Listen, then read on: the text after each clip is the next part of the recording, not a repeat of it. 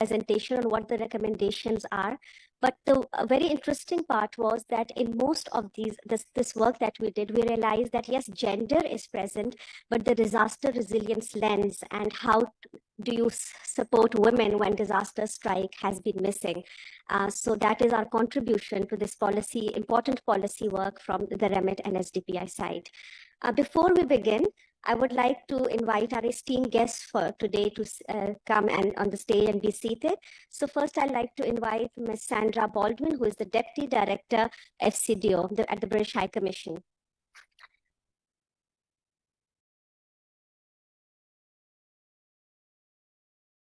Next, I'd like to invite Madam Ambreen Iftikhar, who is the Additional Secretary, Board of Investment.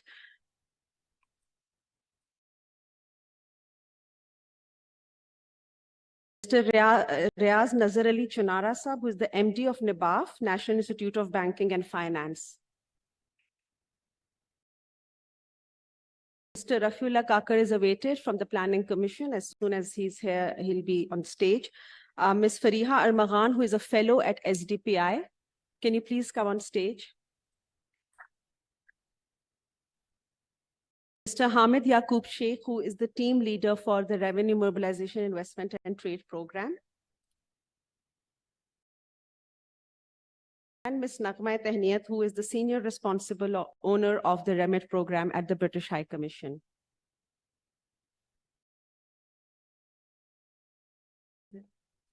Okay, and we have Dr. Waqar from SDPI, who will be joining us shortly on stage from the SDPI. So we all know that, and gender and disaster evidence has documented how it impacts people's lives and livelihoods. And also we have seen that data has shown all over the world actually, that women are more prone and also more susceptible to disasters and also disproportionately impacted. So a woman-owned business, for example, might never sustain itself or come out of what the disaster does to them. And same goes for health and education and all these interventions. So this is an exercise which has given some really good recommendations, which will be followed by shortly. But before that, we want you to know what the REMIT program does, which is an FCDO funded program. And for that, I would like to invite Mr. Hamid Yaqub Sheikh, who is the team lead, to introduce the program and most importantly, our gender and inclusion agenda. Thank you.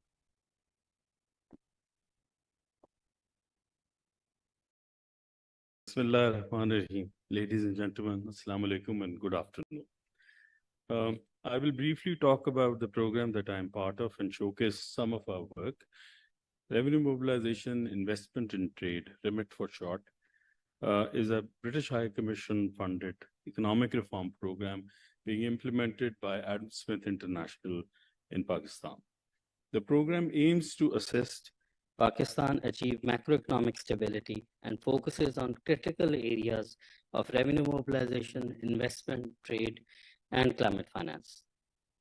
In all of our work, we try to build elements of equity, fairness, increasing the opportunities for women and marginalized sections of the society. The program spread is quite expansive.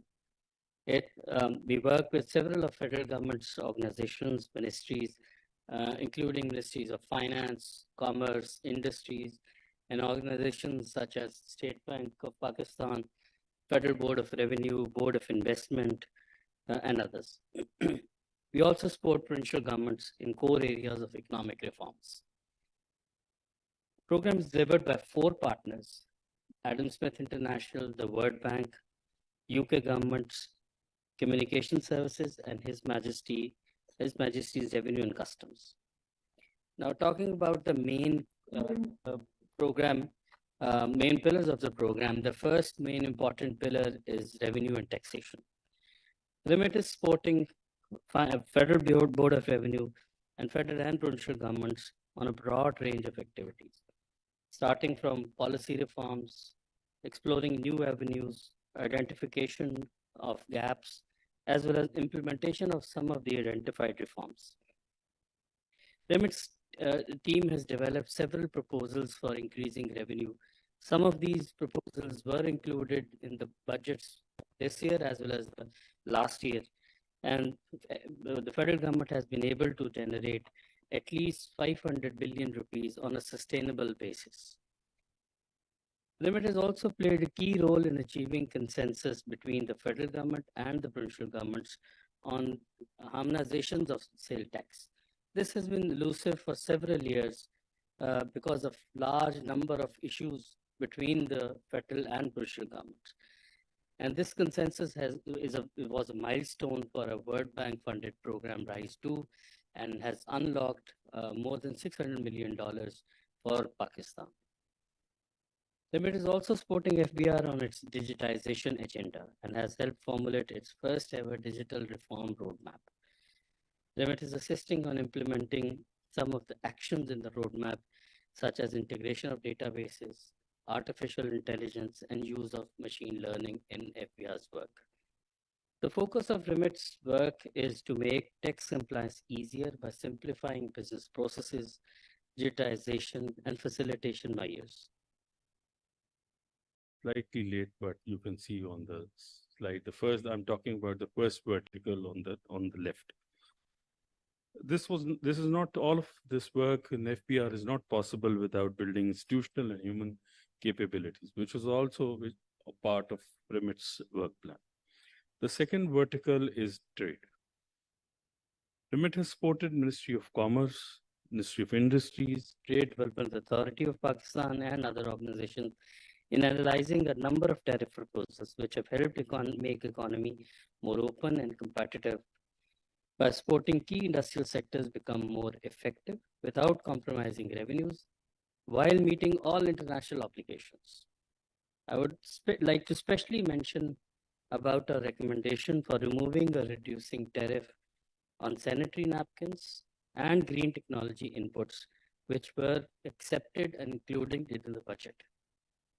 Reducing human interface and discretion in trade is possible through digitization and connectivity with international trading partners. REMIT is helping in the implementation of airport community system to implement paperless customs processes. This will facilitate trading, reduce costs, improve revenues, besides reducing carbon footprint. The third vertical is investment climate. This is also one of the main pillars of the program. We've been advising the government, specifically Board of Investment and Ministry of Industries, on legal, regulatory, and institutional reforms. REMIT contributed to the development of legislation related to improving investment climate and ease of doing business, which has been now codified in Asan Karobar Act. REMIT is also supporting development of a modern investment promotion agency under the Board of Investment. The concept of Invest Pakistan was approved by the federal government, and it will soon become a law as soon as the new parliament comes into being. In addition, REMIT is helping in a number of sector-specific policy proposals, including pharmaceutical sector and surgical sector. We continue to support Board of Investment and institutional reforms and sector investment frameworks. The focus of legislative and business process reforms is facilitating the investors, both local and international. The fourth pillar of our work is climate finance. In the past, REMIT helped Ministry of Finance establish Climate Finance Facilitation Unit to work on opportunities like climate debt swap, green bonds, and other financial instruments. Despite presence of several units in different ministries, there is, as I said, Climate Finance Facilitation Unit, there's a Climate Finance Unit in Ministry of Climate Change. Now there's a new Sustainable Finance Bureau in Ministry of Planning. The actual flow of climate finance to the country has been low, essentially because of lack of clarity about roles of different units and competition. REMIT is helping the government determine the mandate and role of each of these units as per the rules of business, with the purpose of improving the governance of climate finance. All of this work, which encompasses the entire economy of the country is complemented by a work on gender inclusion. Remit's gender work, which will be presented in the presentation to follow, is cross-cutting and has multiple layers. I'll only briefly mention them. The gender and taxation work that we've been able to steer alongside our taxation portfolio has been pioneering.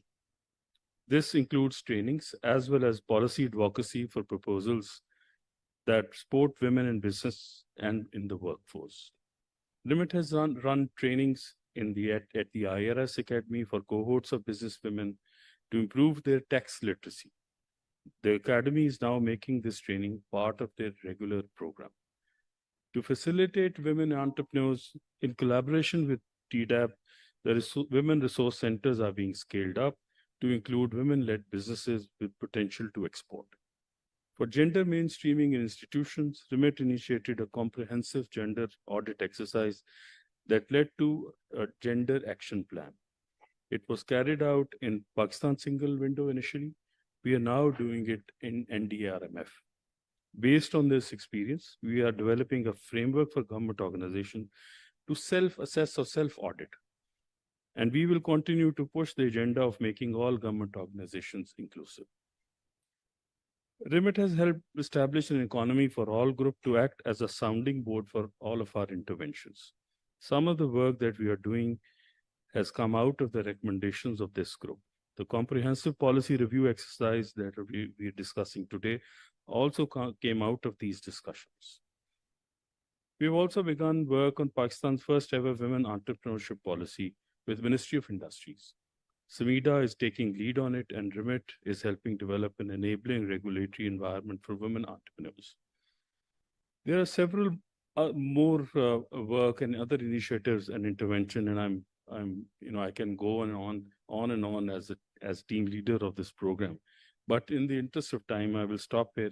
If you're interested, you can visit our website or reach out to us after this session. Thank you very much.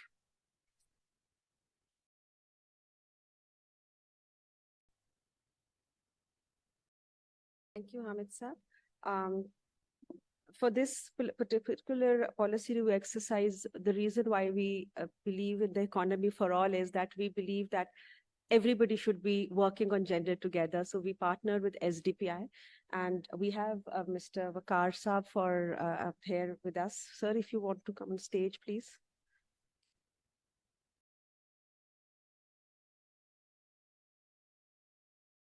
After that, now I would like to invite the session chair, Ms. Sandra Baldwin, who is the Deputy Development Director at the British High Commission, for her opening comments for this session. Sandy. Thank you very much. So the SDPI leadership, the distinguished panel members, and esteemed guests, Salam Alaikum. Thank you very, very much for inviting me here. And it's a great pleasure to be part of this thematic session on gender and disaster resilience from a policy perspective. I want to say a little bit about the British High Commission and FCDO. You've heard already about the REMIT program.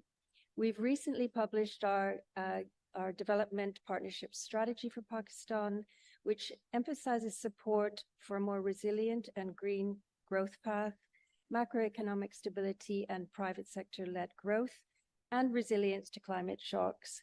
But we want to do this in a way that ensures an inclusive and equitable approach. I think that is a very big ambition. And while we maintain a strong focus on gender empowerment, especially the financial empowerment of women, we know that unless we are very purposeful in making gender an explicit policy stance, then gender frequently becomes an add-on. As I said, you've heard about REMIT already, and it's important work in this respect, but I'd like to give two more examples of the work that we have been supporting on gender. First, at the national level, tackling gender-based violence and issues of child marriage through legislative reforms, strengthening governance systems and response mechanisms. And secondly, just at the provincial level, our subnational government program has conducted a review of the planning processes for ensuring gender considerations in all key public investment decisions, and is supporting both Punjab and KP governments on gender budget tagging, which will inform budget allocations and expenditure tracking so that women and girls have better access to health and education services.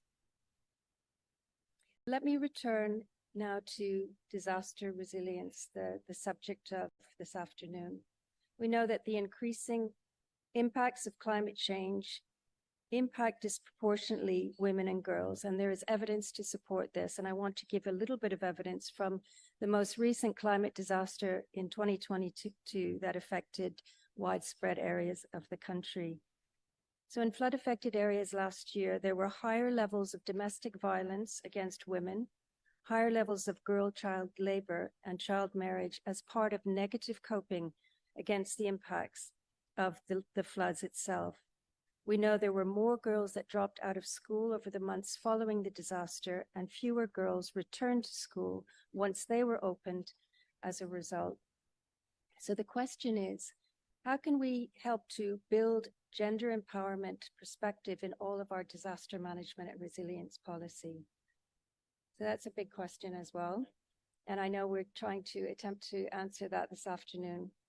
But first, we can help policymakers ask the right questions and understand who is most at risk in the wake of a catastrophe, who is most likely to recover better and quicker economically and socially after a crisis, and who has a stronger voice to get their issues responded to. Evidence has also shown that people's social identities really shape their experience of disaster, their vulnerability, and of course, their capacity to respond and to recover. So gender-responsive disaster management is absolutely essential in tackling inequalities that leave women and girls more vulnerable. So in this regard, the REMIT program has pioneered an extensive review of 3 key policy and strategy documents of the government to identify how a gender lens can be added to disaster resilience. The work done by REMIT highlights that there is substantial scope to integrate interventions that can strengthen the overall planning framework, investment law on regulation, and financial inclusion.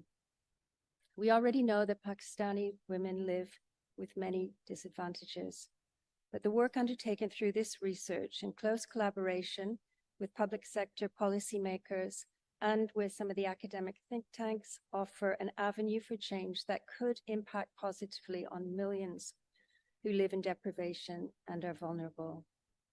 So I'm confident this work will go a long way towards informing policy actions by leaders, for example, at the Planning Commission, the State Bank, and the Board of Investment. And I'd like to thank you again for inviting me here today, and I look forward to hearing more about this and from everyone this afternoon. Thank you very much.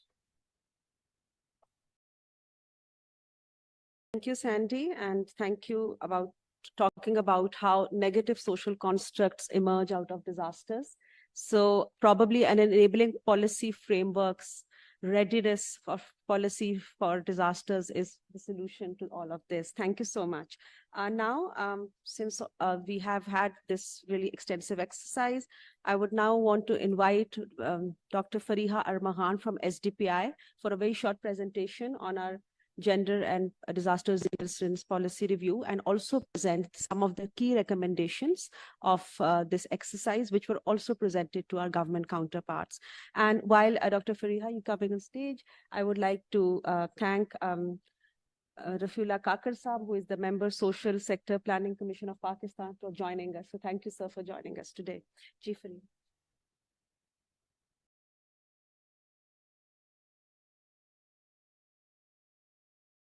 Thank you very much, Gulalai. I welcome you all on behalf of SDPI. And as it has been mentioned, that it was a policy review exercise for the 3 core documents, policy documents by the government of Pakistan. So the first prime document was the National Gender Policy Framework by Planning Commission of Pakistan. And of course, the landscape is grim when we talk about gender indexes and how gender progression is taking place.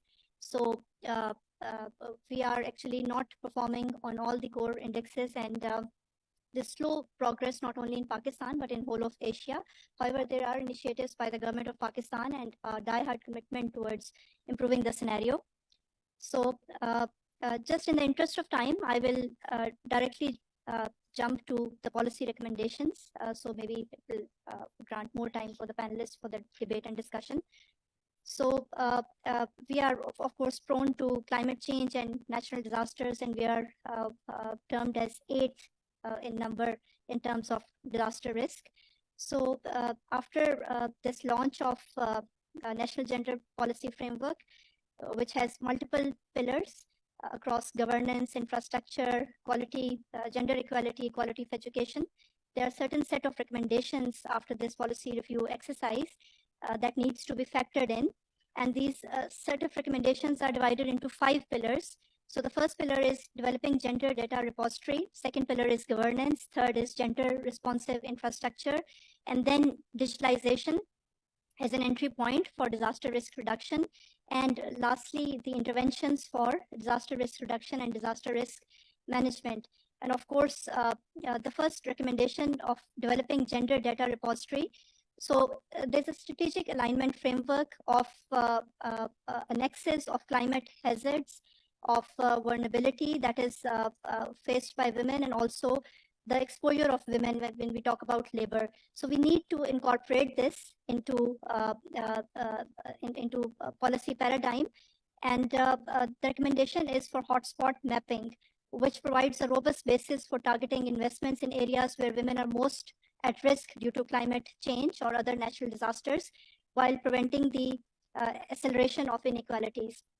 So that is the first set of recommendation. And then, of course, there's inclusive and equally accessible programs must be there based on inclusive data, and also climate risk resilience.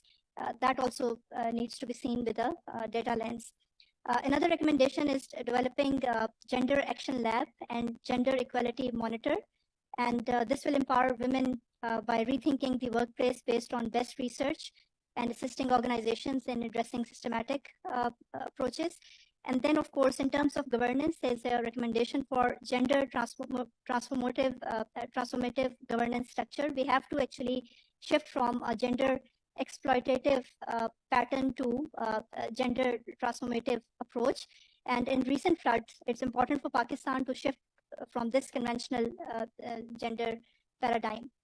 Again, in terms of governance, there must be a focus on early warning systems, also on the approach for outreach and dissemination, and especially focusing on pre-disaster management rather than post-disaster management. And of course, the whole pattern lies on what kind of outreach is there, how women can be involved, and how women can be engaged, and facilitate a two-way communication, feedback, and participation.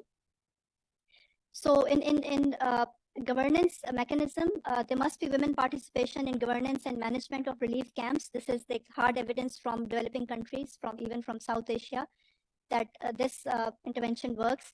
Also, there's a need to revisit care economy. We have to consider the 3 R's. We have to recognize the role of women in the household, the care economy, the care work that they are providing. We have to reduce the time poverty faced by women in terms of care work.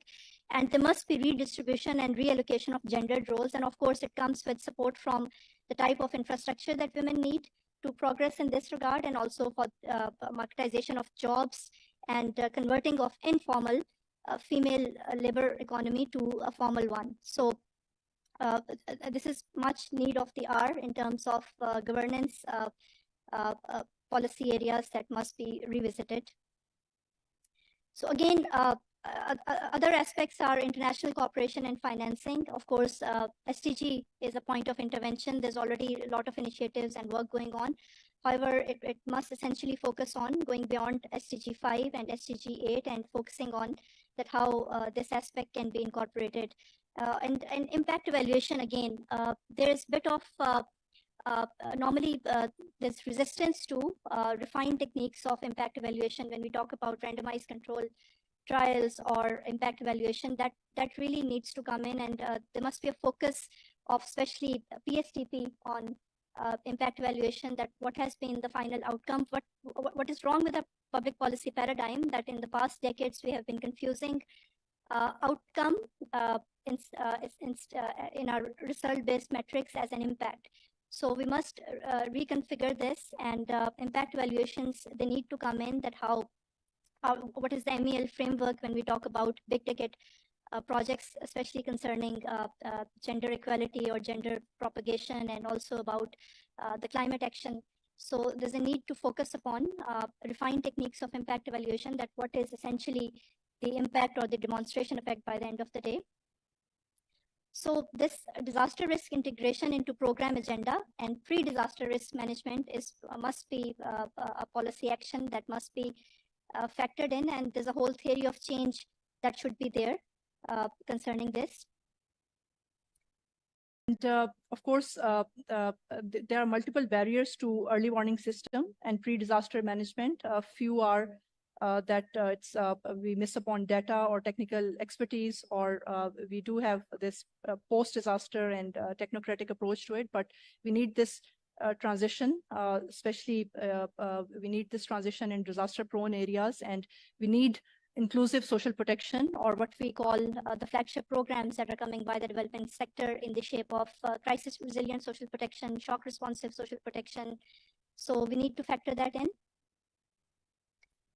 So these were the policy recommendations concerning the National Gender Policy Framework by Planning Commission of Pakistan. We also had the opportunity to review the National Financial Inclusion Strategy, NFIS, that was launched in 2015, and later on amendments and revision were made over time. So again, it's a grim landscape when we talk about financial inclusion in Pakistan. We are one of the most financially excluded nations, with standing at number 3 with 21% of our population financially included. And in evidence-based policy design framework, a rollout strategy by the government really doesn't mean that it's going to be adapted by the population of interest. Access does not mean usage by the end of the day, because there's a whole barrier dimension in between. And this is what we are facing in Pakistan. There are barriers to full financial inclusion, from the simple procedure of opening up of an account, from documentation to reading, understanding, to actually visiting those financial institutions, banks, actually communicating with the officials, and even after opening of account, managing an account. So that's why this high rate of dormancy that we're experiencing, and we have to think beyond account opening. We have to think financial inclusion beyond this concept of account opening. And again, the set of recommendations that have come forward, and maybe I can give you a little bit of landscape concerning this, what's happening in Pakistan. So our policy recommendations are concerning improvement of financial health, where we are actually pinning down on inclusive finance.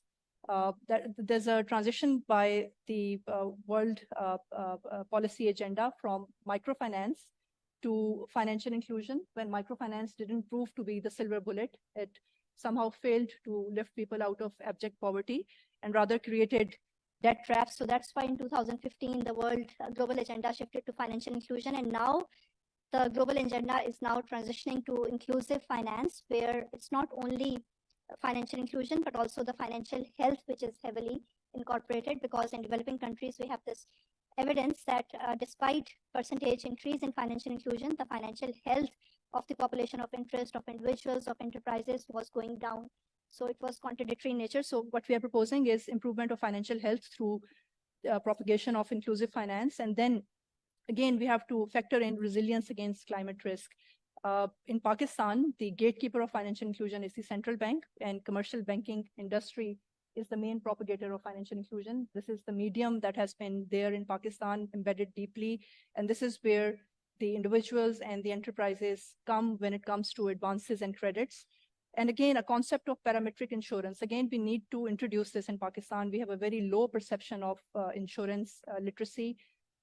Again, a large number of population is very low on financial literacy, on basic numeracy and learning. So we need to actually enhance this, not only financial literacy, but also this perception around insurance, that how insurance can become a daily household product by the end of the day. Then risk pooling and diversification is very important, and bundled products. And I will talk about this on later slides. So when we talk about the inclusive finance approach, this would involve strategies that encompass 3 key dimensions, which are liquidity management, risk management, and future investments. And we need this disaggregated data by gender. We need these macro surveys where we have this whole landscaping or mapping that what kind of scenario exists. Of course, digital technology is an accelerator. We need to leverage that. Financial literacy, I already mentioned. And again, dissemination and outreach really matters, that how you reach out. For example, there are a number of finance schemes by the banking sector, but the micro enterprises and the SME sector, they're not familiar because there are gaps in dissemination and outreach. And again, insurance literacy is vital. This is what is fourth pillar of financial inclusion, and these success stories in developing countries have shown that how all the four pillars matter by the end of the day: saving, credits, insurance, and digital transactions. So again, for National Financial Inclusion Strategy, it primarily relies on the secondary data derived from the Global Findex data set maintained by the World Bank. So there's a dire need for this actually factoring in this excluded unbanked population during the policy framework process. And of course, we need to actually have this primary level data. Somehow the Global Findex data is not wholly solely representative of country, because that's very limited number that depicts the financial inclusion landscape of Pakistan. So again, the NFIS strategy addresses women financial inclusion. Of course, it has an intense gender lens, but falls short in considering gender-specific impacts during external events like floods and pandemic. Of course, it came in 2015. And by that time, pandemic was not on the horizon, and also a flood scenario wasn't there with the impact that we are seeing in the past 7 years. So we need to actually factor in these natural disasters, or of course what COVID did when we talk about DRR and DRM lens. So also, again, coming to the banking sector, this is the channel where the financial products and services concerning green, inclusive finance can be leveraged. So the banking sector really need to think that how these services and products can be defined not only for individuals, for the poorest categories, and also for the enterprises or the small and the micro firms that are operating in formal and informal sector. Again, when we talk about climate risk, saving is a starting point. So we need to tap into the saving potential. We need to actually revert to community-based models, because these are the models that actually work when climate resilience and climate action is needed. You have to mobilize the community at the very ground level, at the very basic level. And again, government-to-person transfers and leveraging formal financial services are also part of this landscape. So tools for anticipatory action when we talk about climate action, these are inclusive green finance and actually focusing on household financial health. And the pillars are leveraging pre-disaster loans, crop loan insurance schemes, parametric insurance, catastrophic bonds. I mean, these are all operating in developing countries, even in our neighborhood when we are talking about this. So these new products and designs must be taken in by the central bank and also by the commercial banking industries, including MFIs and insurance companies. So next, please. Next. So again, bundled products also come, and this is what we are witnessing in our social protection paradigm, that to improve the resilience of the poorest 40% in Pakistan, it's not only the cash transfers that are actually coming in, but also to make them, to prepare them for the next disaster, to actually make them undergo capacity building of vulnerable households. Bundled options like this health insurance, life insurance, or other ration cards are also coming in that also ensure resilience against disasters and preparedness when the next disaster hit. And again, I've talked about parametric insurance and risk pooling. Next, please. And then the last of the document is Aasan Karobar Act. It's very brief right here because this is actually an act by Board of Investment, and it's a parliamentary act. And of course, it's quite holistic in nature when we talk about the inclusion of small businesses and enterprises from a policy angle. But of course, there are certain gaps For example, there's a need to actually, in this particular act, more of the focus is on men as members of the committees or governing bodies. And this is what we have suggested, that there must be representation of women in these bodies and governance committees. And another aspect is that this act does not consider informal economy, where a large proportion of women and the female labor force is actually working in informal sector. So this act needs to focus on that. And also, this act must also define the mode and the nature of regulatory impact assessments. I mean, the act is missing on the details of how the impact assessments after the launch of this act and after the implementation of this act would come in. So these are few of the recommendations of the 3 core policy documents that have been proposed after detailed review of these. And thank you very much for allowing me to present it. Thank you.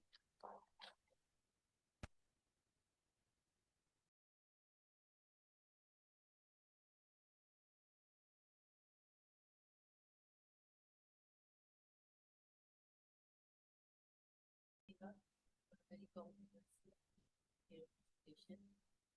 I will now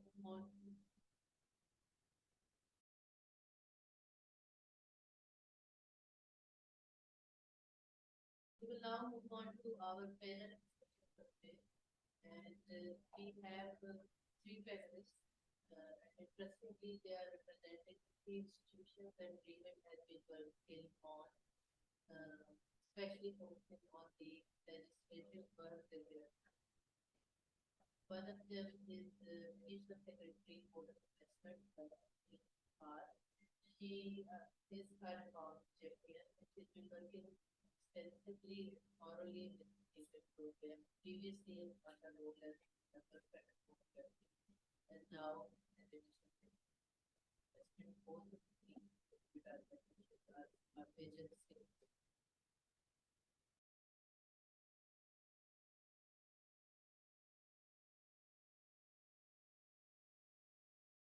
We also have Mr. Riaz Chudara, who is MD, National Institute of Banking and Finance, a training arm of Chairman of Pakistan,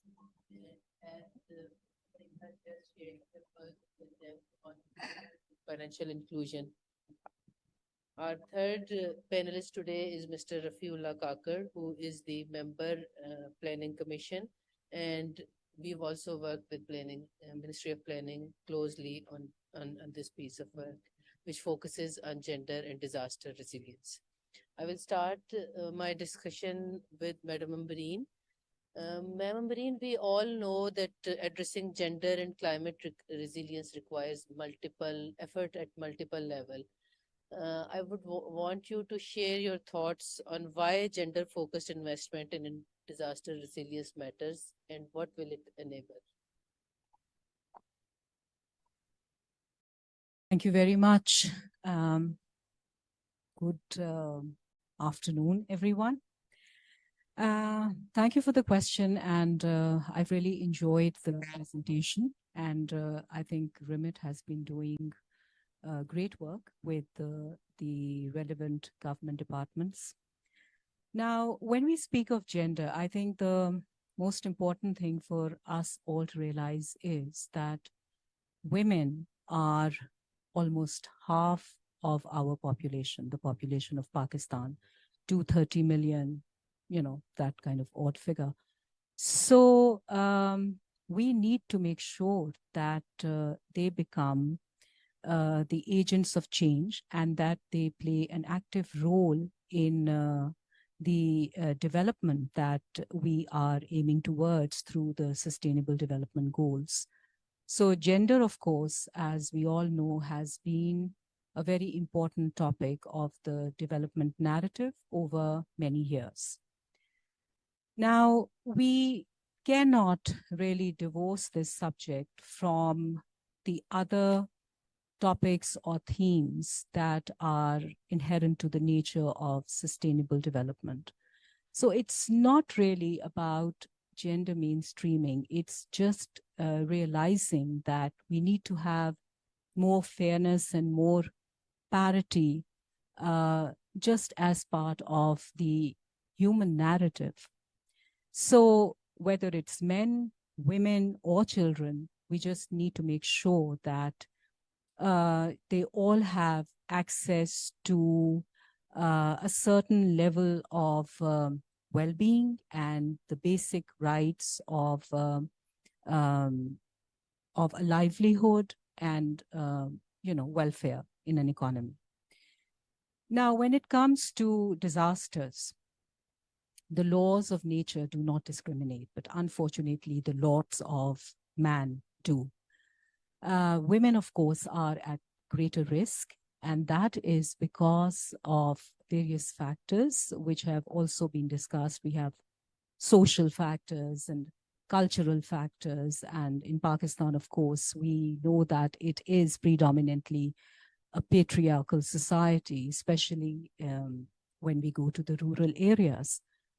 So these are issues which are very complex and which need to be addressed not only at the overarching policy level, but also in the strategic implementation plans that have to be developed and cascaded right down to the grassroots level.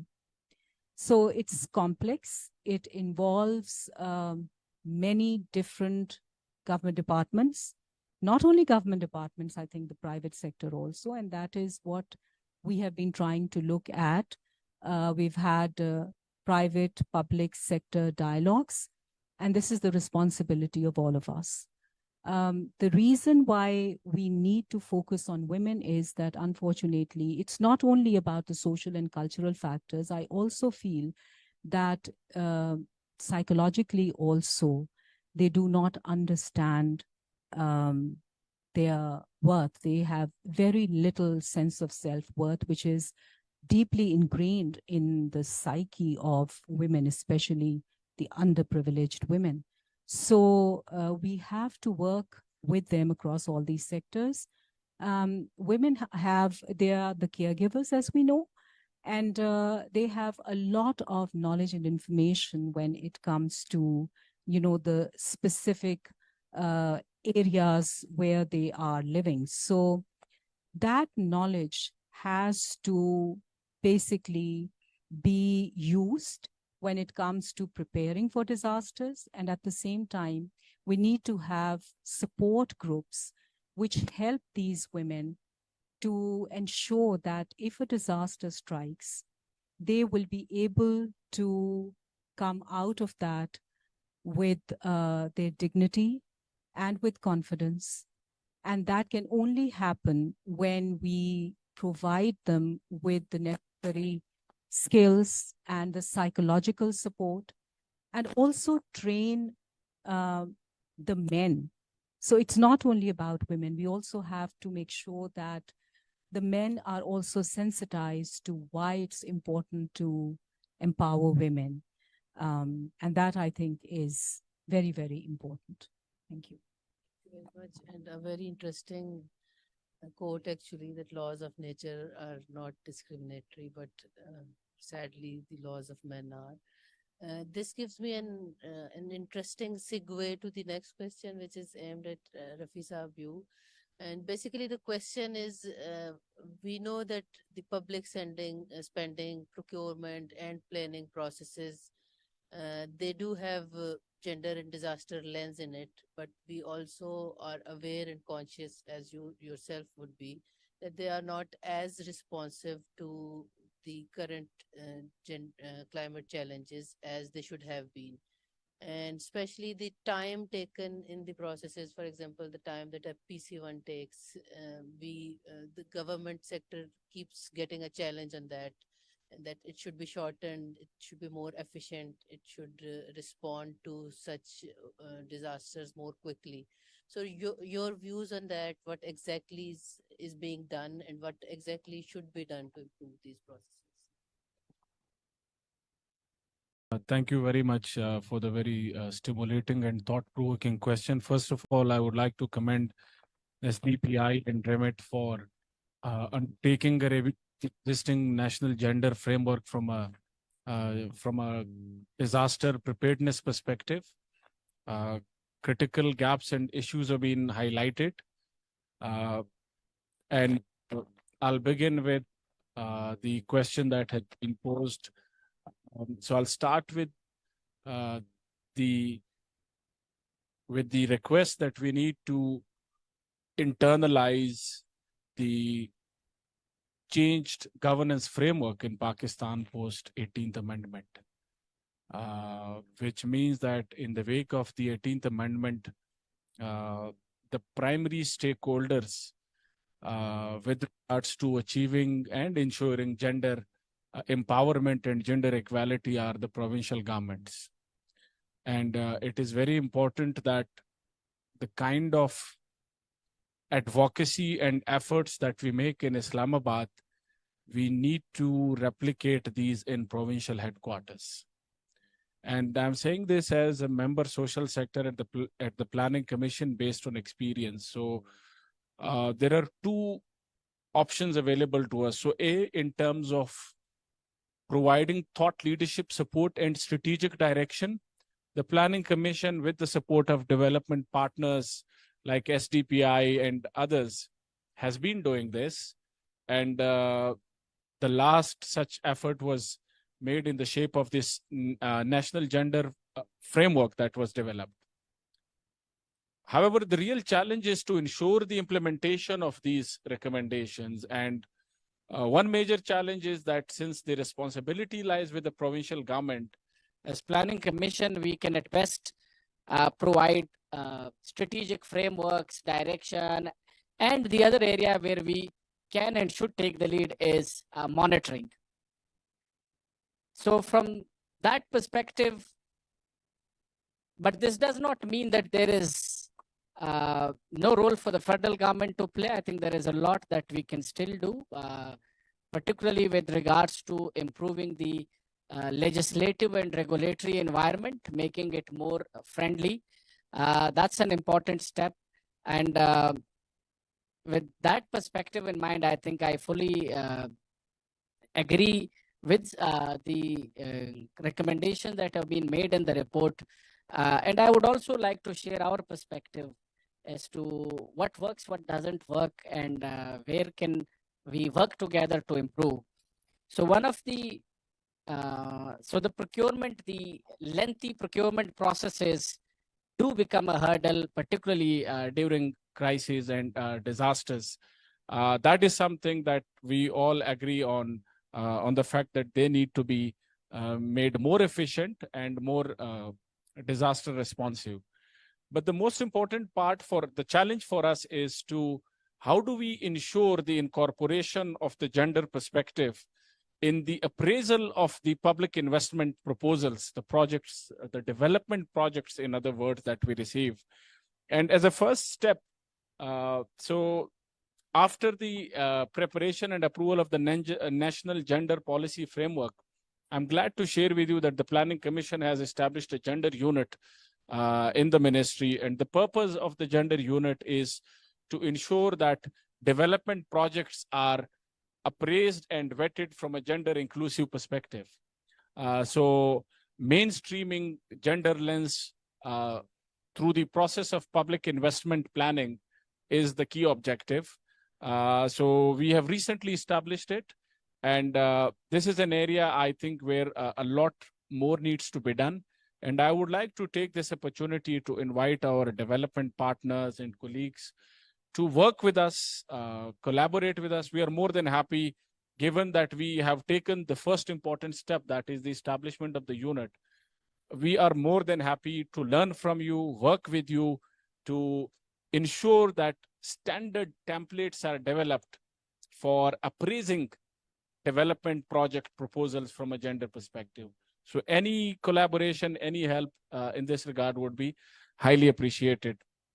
The other recommendation or point that I would like to highlight is there were some very useful recommendations in this report. The idea of hotspot mapping, the focus on pre-disaster stage and early warning system. These are very good recommendations. I would in particular like to focus on the idea of a gender equality monitor Again, this is something that aligns with the mandate of the Planning Commission as the think tank of the government and as the entity responsible for monitoring of our development outcomes. We are very happy to work with our development partners to establish this gender equality monitor. And personally, as a student of political economy, I'm a big fan of these composite indices, because I believe that composite indices help us simplify what is an otherwise a very complex story that is understood by experts, but for the ordinary citizens, most of these indicators don't mean much. So composite indices basically simplify a complex picture and tell us a simple story. And that gets the attention of the people who matter, policy makers. So gender equality monitor, gender equality index, this is something we are already working in the Planning Commission. Again, we are more than happy to collaborate with our development partners. And lastly, there are certain other initiatives which are relevant to the discussion today. Recently, Finance Division has proposed a scheme for ensuring access to finance to women entrepreneurs. I think the second bit of the report today about National Financial Inclusion Strategy, those recommendations are very pertinent to that project. Again, I would request our development partners and our colleagues, we are happy to facilitate a meeting. I think some of the findings of this report can be very useful in improving the design of that project. So with these ideas, I would like to conclude by saying that at the federal government level, we will continue to provide the strategic leadership and thought leadership support with the help of development partners. In terms of programming, we've already taken the first important step, that is the establishment of a gender unit. Our policy framework, such as the 4RF framework for post-flood recovery, also had a special chapter on inclusion, gender sensitivity, and inclusion from the perspective of other marginalized groups. But there is so much that needs to be done. And in particular, I would like to request further collaboration. I would like to explore the possibility of further collaboration on these two important areas. That is, while we have established the gender unit, what are the next steps? How can we work together to institutionalize the appraisal of development projects from a gender sensitive lens? And B, what we can do to institutionalize the gender equality monitor. That is something that lies within our mandate, and we are more than happy to provide the commitment and support that is required from our side. Thank you very much. Thank you, Rafi Saab. This was very useful, and thank you for your offer for collaboration. As we've been saying consistently, that gender is a priority for UK government, and we are more than happy to support government of Pakistan in this endeavor. And you also pointed out a very important point on this requiring whole of government approach, and especially provincial governments matter a lot in this effort. And not only provincial or whole of government, it involves private sector as well. And collaboration all along can bring in change, because this is monumental and we need concerted and all out effort on this. Which brings me to our next panelist, who is sort of a representative of private sector, although State Bank of Pakistan is a government arm. So, Chunara Saab, I would like to ask you, how much is disaster risk reduction or mitigation factored into the products and financial services, especially from the angle of inclusion at the moment? Right. So, so far as State Bank is concerned, we have two policies. One is the green banking framework or the policy, where we talk about the climate related factors which should be considered when they're doing it. And recently we have launched environmental and social framework. which is actually for lending purposes. So when I think we should actually look into that area,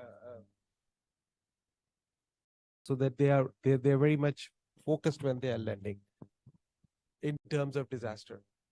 Now, from a perspective of a gender lens with regard to disaster, I think that is an area already pointed out by Gulalai as well as Dr. Faria in the presentation. That is something which we need to be considered. We have got a gender for the purpose of financial inclusion. We have got a policy with regard to banking on equality, which basically talks about gender-focused products, gender-focused related person at the branch, so that they can attend those issues. Employment of gender diversity within the banks itself. So those policies are already in place, and the State Bank has been working together with the commercial bank in that.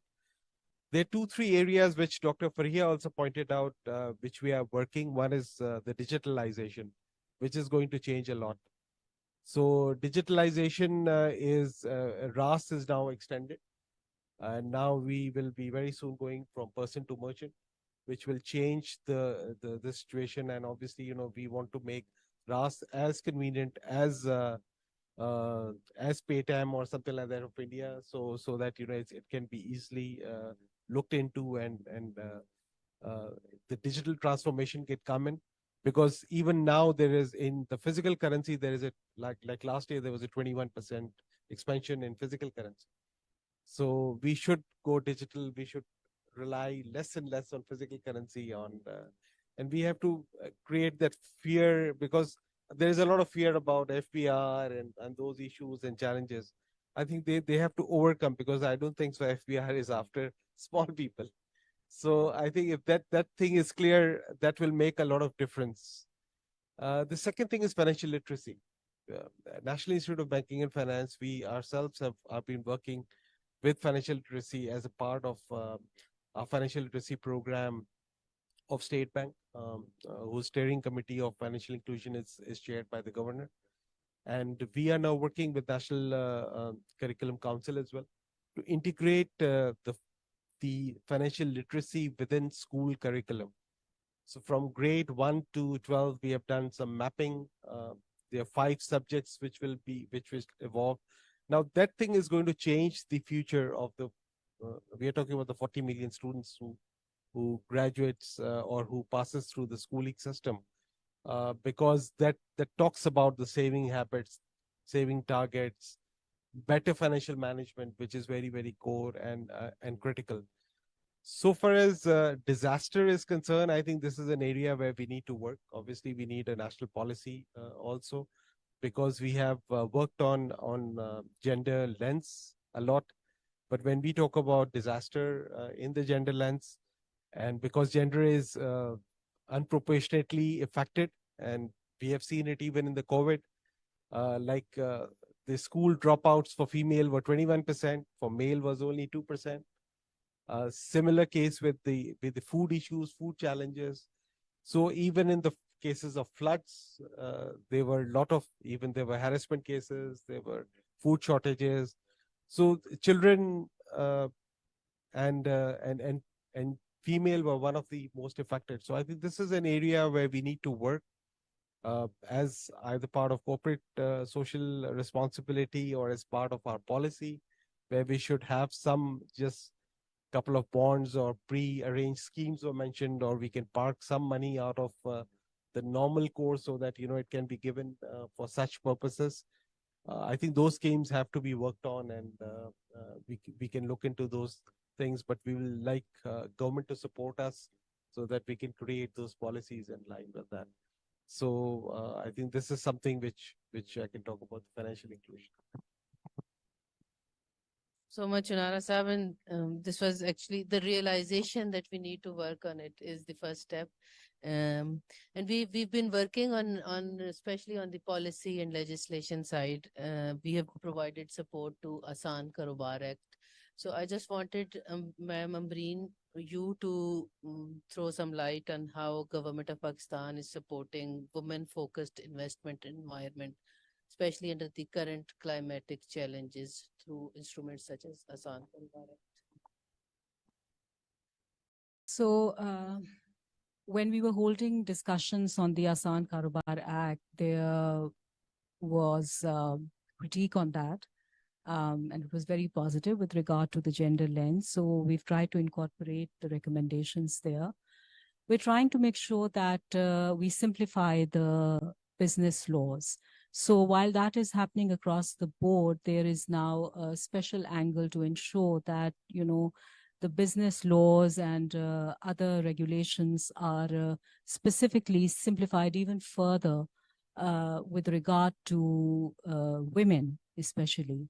And in that, I think it will be important to ensure that other relevant departments, including the State Bank of Pakistan and other financial institutions, are on board to ensure that we make it as easy as possible for women at all levels to be able to save money, because that is extremely important when it comes to post-disaster resilience, because unless and until they have savings stacked away somewhere, it can get very, very problematic, especially for women. So that is one way in which we are trying to ensure that we cover the gender aspect. Regulatory impact assessment is also very, very important, and this is something that we're going to incorporate. The law has not yet been presented to Parliament, so we are waiting for that to happen when the elected government is there, which allows us more time to actually review the law even deeper and more minutely to make sure that if we have missed out on anything, we add that from the gender perspective. But it's important to make sure that we are able to review the impact of all the initiatives that are going to be taken under this particular act. So SMEs and micro enterprises, especially for women in the rural areas, that is something that this law is trying to encourage. But that, again, as I said, requires support from other relevant government departments and definitely also from the private sector. Also, access to microfinance is very important. Again, the role of the financial institutions. And I think the development partners can also play a vital role when it comes to furnishing skills to women. And also, I think we can have different projects in partnership with the international donors. Projects at the rural levels, pilot projects whereby we can ensure that women have financial independence and financial empowerment. So this is one way I think that we can move forward, because as I said, overarching policies, of course, are essential, but they also have to be translated into implementation plans at all levels, federal, provincial, and especially at the local levels. Thank you. This is a very important point which you just made, that it's not just about making policies, it's about making them, get them implemented and having a roadmap in place for implementing that. And I hope and know that REMIT is already supporting Government of Pakistan in this regard as well. Moving on to my next question, which is for you, Kakar Saab. We know that Planning Commission is the custodian of SDGs as well. Do you think collaborating SDG 5 and SDG 13, which the former focuses on data, the later on climate change, would be useful in supporting the work on gender and disaster resilience?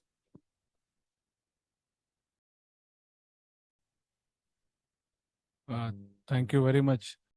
I think I can't agree more on the need for working on the sustainable development goals to advance the gender empowerment agenda. In terms of the work that the Planning Commission is already doing with regards to the SDGs, so we have a dedicated national SDGs unit which primarily looks after, again, providing strategic direction and thought leadership support with regards to our national SDGs framework. But more importantly, we are also monitoring Pakistan's progress on the SDG indicators. So it's a very cumbersome task whereby we collaborate with all the relevant federal departments, line ministries, and organizations, as well as provincial departments, and then we compile the data and present these at the relevant national and particularly international forums where annually, as well as every very recently, the midterm review of SDG was completed. We have completed half of the journey, and unfortunately, as you would imagine, Pakistan lags behind on many of the indicators, and the journey has been further slowed down by the COVID-19 pandemic and the disastrous floods that we saw last year. So that in terms of monitoring and providing strategic direction and support, our SDGs unit is already doing that work. At the risk of repetition, again, I would like to emphasize for the implementation of some of those recommendations in our framework and the recommendations that have been made here, I think, and I'm saying this because as member social sector at the Planning Commission, I am looking after subjects that are all devolved. So I look after health, education, gender, youth. These are all devolved subjects. And one of the most common challenges that we have faced across all of these sectors is that there is limited role for the federal government. Most of the implementation work has to be done by the provincial governments.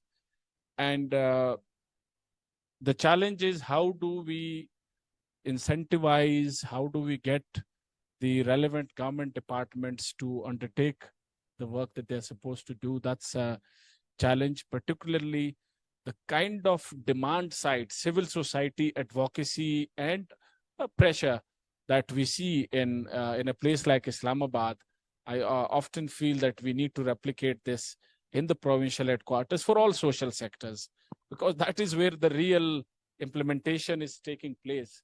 So that, as I said, at the risk of repetition, this is a challenge that we have faced, and this is across all social sectors. Since I deal with devolved subjects every day, so I sort of probably am a bit, have become a bit oversensitive to this issue, but it's also a result of slow progress that we have seen. So we develop frameworks, we develop reports with the help of development partners, we identify all these good plans and policies, but 1 year down the road, 3 years down the road, when we review progress, there is little progress.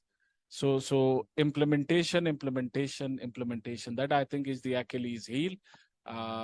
As I said, at our end, we need to improve and do a lot, but at the same time, I think the federal government needs to lead and support the provincial governments, but I am also trying to invite development partners and civil society partners to focus on the provincial tier, because that is where the real implementation lies. Thank you. Thank you so much, Kakar Saab. And you're right in emphasizing and repeating this. This is a problem that is not just there in gender and climate scene. It's a overall governance problem for government of Pakistan, and there should be a separate panel session on that. Coming back to you, Chunara Saab, and this is probably the last question for today's panel. We've been talking about challenges, we have been talking about impediments, and you were very candid in accepting that we are yet to take a few steps before we reach a point. So what are the major impediments that limit gender empowerment and disasters in financial inclusions? Is it capacity absorptive capacity or something else? If I asked you what are the top three major impediments? Right. So I think the first one is actually gender in leadership. I think that's one of the concern that we don't have a balance. You see, even if that's international, it's not something which is here. But when we see a couple of our top level tiers, it's difficult to find any female, which is very normal. It's SSCP who has required that, okay, you should have one female director at least on your board. So I think this one of the thing is very, very important. And I'll just give you one of our banks, Bank of Punjab, worked on actually gender biasness so far as promotions are concerned.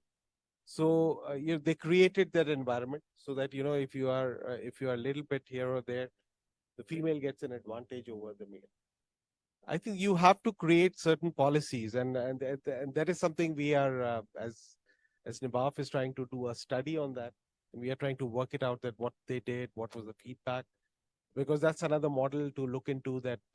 Can we do gender biasness in terms of leadership so that that can actually promote. So hopefully we will be carrying out that. We are having an MOU signed on Monday, and we will soon start work on that. So that's one of the biggest impediment. The second thing is empowerment. And now, I'll just quote you one of the examples given just recently. Dr. Ishrat Saab launched a book comparing the three countries, Pakistan, India, and Bangladesh. And he talked about female empowerment. Now, in India and Pakistan, both female empowerment is only 23%, which is very low internationally, compared to our other subcontinent country, which is Bangladesh, which is 48%. And one of the factor which he quoted is the difference is actually the impact which the NGOs are making. So you see, I think we need to create those environment in our society as well, so that they can work freely. Because female empowerment is very important for diversification, for progress, and obviously for when we talk about inclusiveness, or like Dr. Faria now stated that instead of financial inclusion, we talk about inclusive finance. So I think it's very important that we talk about female empowerment, which is very, very core and critical. I think third thing is the literacy. Female literacy in terms of financial as well as otherwise is very, very core. If you have got a son or a daughter, and if you have only money for one, teach your daughter, because she's going to teach everybody in her family, because she's going to be the creator. So I think these are a couple of things. If we attend as a society, I'm sure that we can overcome these things, and that will help in inclusiveness. Obviously, things will come in, and there are different ways of doing it. So various governments have been doing it, but digitalization is one of the area. If we focus on that, and if we work consistently, hopefully in the next couple of years, a lot of things will change. It is already changing very rapidly. If you look into the percentage of growth of digital payments, is growing by over 25-30% every year. But that is there has to be some phenomenal change so that everybody starts using instead of wallets, they started using digital wallets. So this is somewhere we all need to work together with a couple of NGOs as well, so that we can create those environment here. We can conduct so that people can start using those accounts, not only for the purpose of deposit, for the purpose of lending as well, which is very, very core, because banks are actually financial intermediaries. So they take money from the depositors and they are supposed to give it to the lenders. So I think instead of just bank parking in the government bonds, they should look into these avenues, and they should have some commitment that they have to serve as a financial intermediary, take that risk, and then and contribute towards the economy of Pakistan.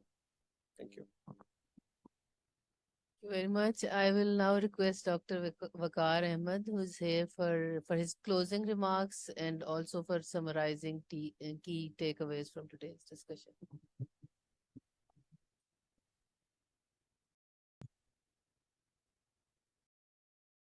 Thank you very much. Let me begin, of course, by thanking both our moderators, Tahniyat and Gulali. Thank you for bringing this home for us, and of course, the partnership which FCTU and Remit have provided to STPI. So we are very thankful to Hamid Saab and team.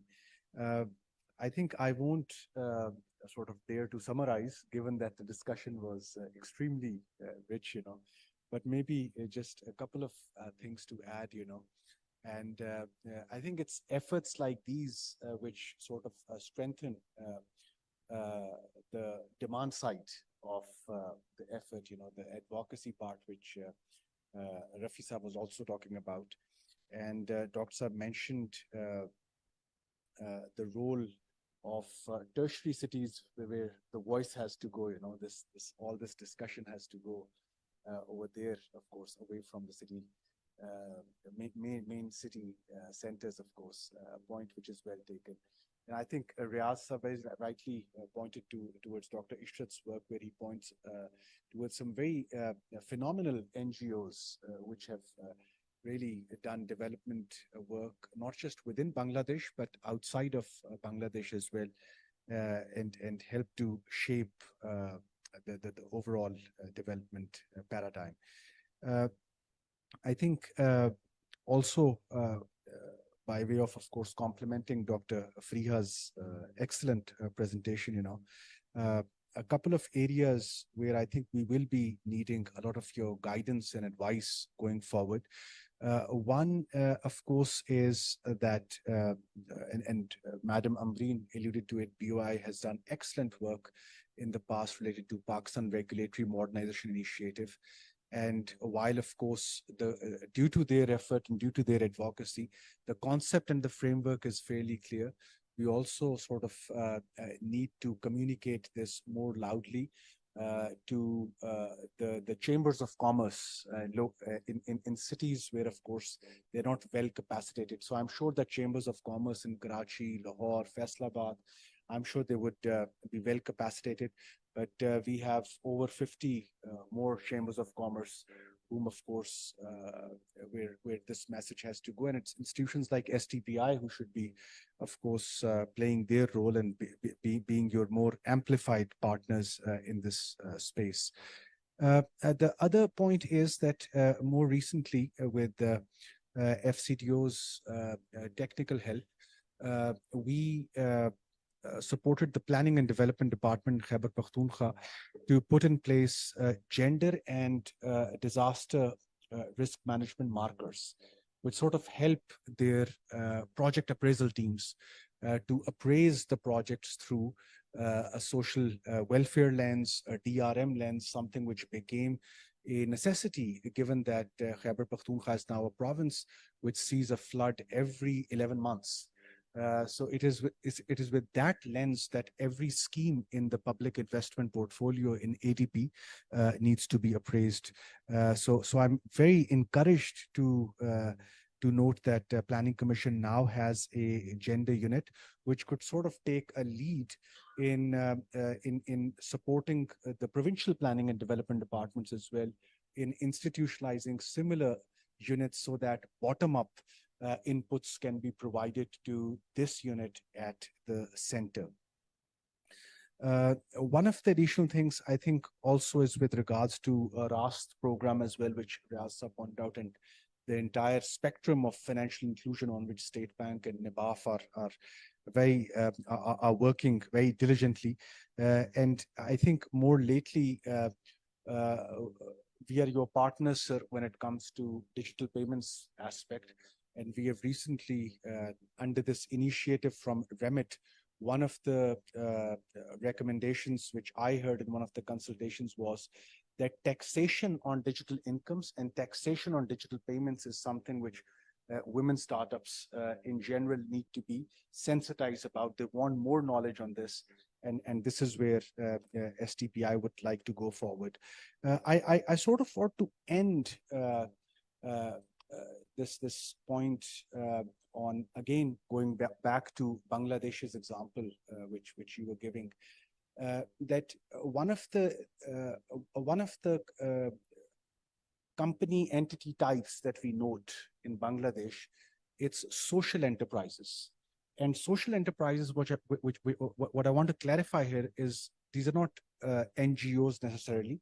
These are not not-for-profit entities necessarily.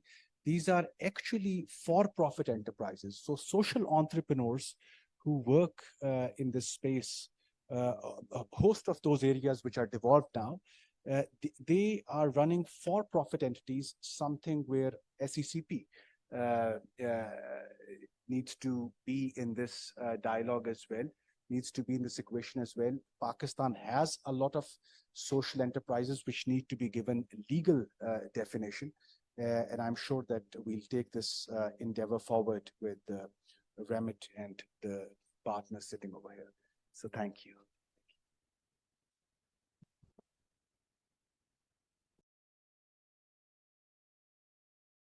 This brings us to the end of the discussion. Thank you very much. Is questions or any comments from the audience? If we can just, the last 5 minutes, we can use them. Sorry. That's a lot of hands, but I will try. Just if you can keep, if there are comments, please keep them short. And if there are questions, keep them shorter. So. Thank you very much. I must first congratulate SDPI for a very important topic. And in the morning, I was attending the other session, the light of the end of economic diplomacy. I'm Ambassador Shaukat Muqaddam. I was ambassador in South Korea and Kazakhstan. I think we learned a lot, and from the different presentations that women empowerment is very important, and we must work very hard towards it. But some of the presentations were regarding the disasters which come through natural disasters. And there's one element missing, which is very important. And that is very important because you have to give women the sense of security for a life and for honor and dignity. Because all the other elements which you are, institutionalizing, you are trying to frame banking sector, other sectors, but the element of giving safety and security to her life and honor is very important.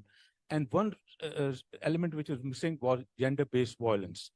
Please, this is a very important element, and you have to factor this because there are laws which are there on gender-based violence, but there's no implementation. So this forum in this recommendation, Madam Gulalai gave a very good presentation, but in the recommendations, it's very important that you factor in the rising gender-based violence and how to curb. The legislation is there, but as you said, implementation is very important. So implementation in this is very important. That will give the sense of security for the women. And 50% of the population cannot lead a life of fear. They have to come in the mainstream with the men. Thank you. Thank you, Shaukat Muqaddam Saab. And I think he's one of the bravest people in Pakistan who has stood up to a very, very non-compliant culture to stand up for his daughter and the gender-based violence that he's talking about. So I think a big round of applause for him.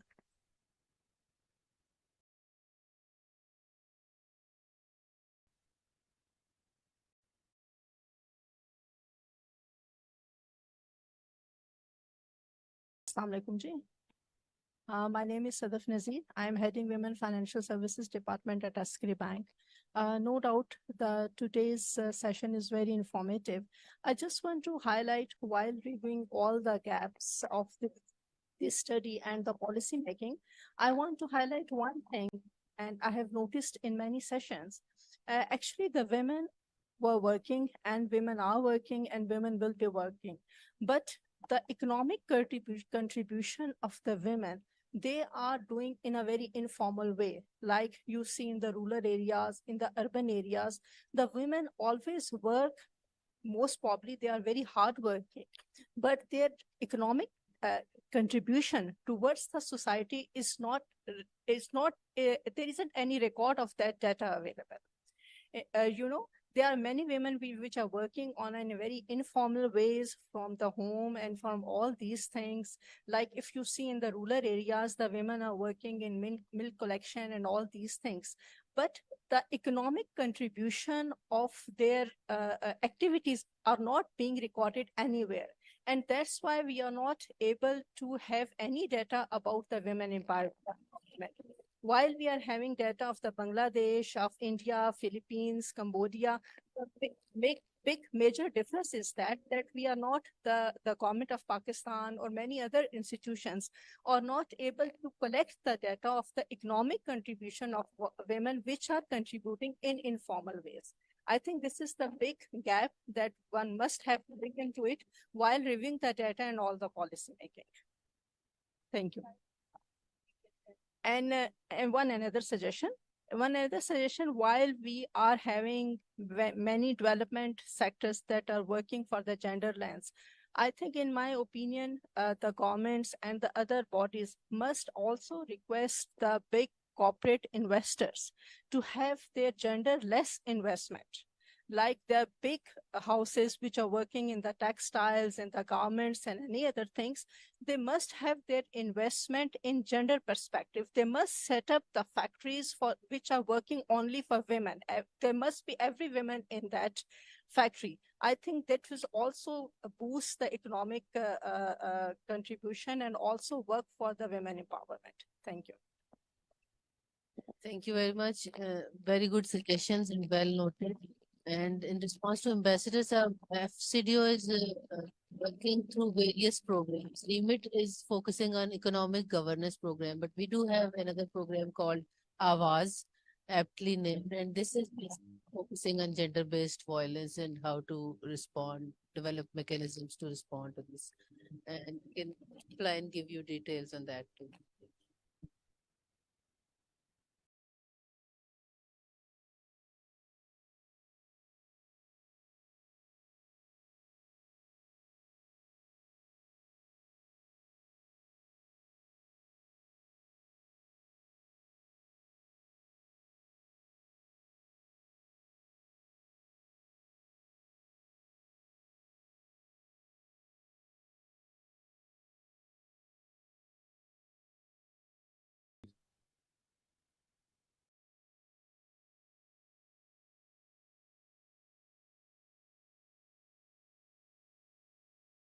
A token of appreciation from us.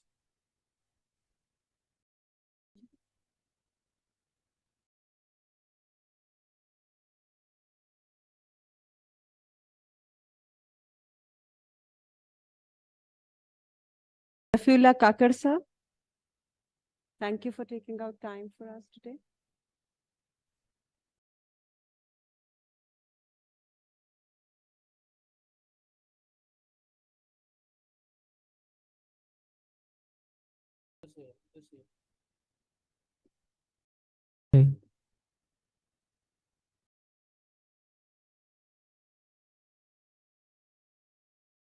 नगमा तहनियत सरीहा को सरीहा को okay, I'll get one.